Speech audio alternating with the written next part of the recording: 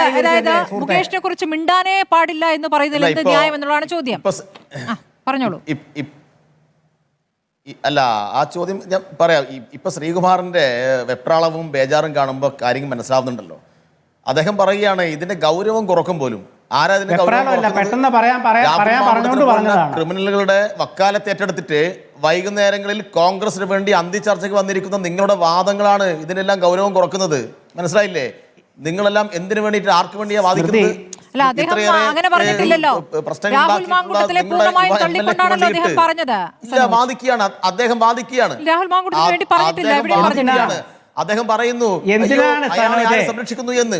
അയാളെ സംരക്ഷിക്കുന്നത് കോൺഗ്രസ്, അയാളെ സംരക്ഷിക്കുന്നത് കോൺഗ്രസും യൂത്ത് കോൺഗ്രസുമാണ്. യൂത്ത് കോൺഗ്രസിന്റെ വാട്സ്ആപ്പ് ഗ്രൂപ്പിൽ കട്ടപ്പയും ബാഹുബലിയും എങ്ങനെ കടന്നു വന്നു? ഡിവൈഎഫ്ഐക്കാർ യൂത്ത് കോൺഗ്രസിന്റെ വാട്സ്ആപ്പ് ഗ്രൂപ്പിലുണ്ടോ? യൂത്ത് കോൺഗ്രസിന്റെ ഔദ്യോഗിക വാട്സ്ആപ്പ് ഗ്രൂപ്പിൽ ഡിവൈഎഫ്ഐയുടെ അംഗങ്ങളില്ല. വനിതാ യൂത്ത് കോൺഗ്രസിലെ വനിതാ നേതാക്കളെ ഭയപ്പെടുത്തിക്കൊണ്ടുള്ള യൂത്ത് കോൺഗ്രസിന്റെ സംസ്ഥാന കമ്മിറ്റിയുടെ വാട്സ്ആപ്പ് ഗ്രൂപ്പിൽ നിന്ന് തന്നെ രാഹുൽ മാങ്കൂട്ടത്തിന് വേണ്ടിയിട്ടുള്ള വാദങ്ങൾ ഉയരുന്നു എന്നതാണ് അങ്ങേറ്റം ലജ്ജാകരമായിട്ടുള്ള കാര്യം. അതുകൊണ്ട് അതിനെന്തും ന്യായീകരിക്കാൻ വേണ്ടി ശ്രീകുമാർ എത്ര പുറപ്പെട്ടാലും ഈ കാര്യങ്ങളെല്ലാം ജനങ്ങൾക്ക് മുമ്പിൽ വ്യക്തമായ തെളിവുകളോട് വന്നിട്ടുണ്ട്. കൂടുതൽ തെളിവുകൾ ഇനി വരും എന്ന കാര്യത്തിൽ തർക്കമില്ല.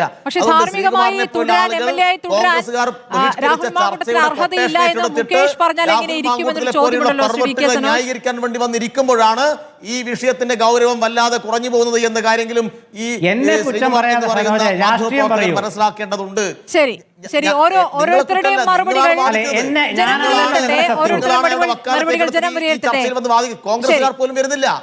കോൺഗ്രസ്സുകാർ പോലും ചർച്ചയ്ക്ക് വരുന്നില്ല. ന്യായീകരിക്കാൻ വേണ്ടി നിങ്ങളെ പോലുള്ള ആളുകളാ വൈകുന്നേരം ചർച്ചയ്ക്ക് വരുന്നില്ല.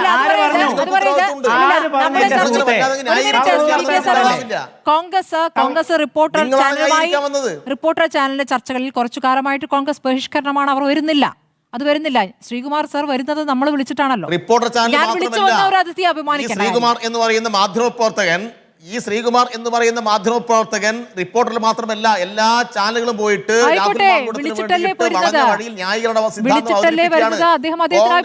തള്ളിക്കളഞ്ഞു.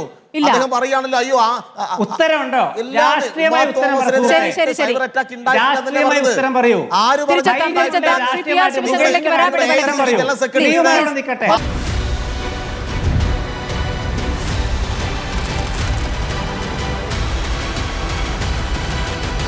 ഡിബേറ്റ് വിത്ത് സ്മൃതി പരുത്തിക്കാട്.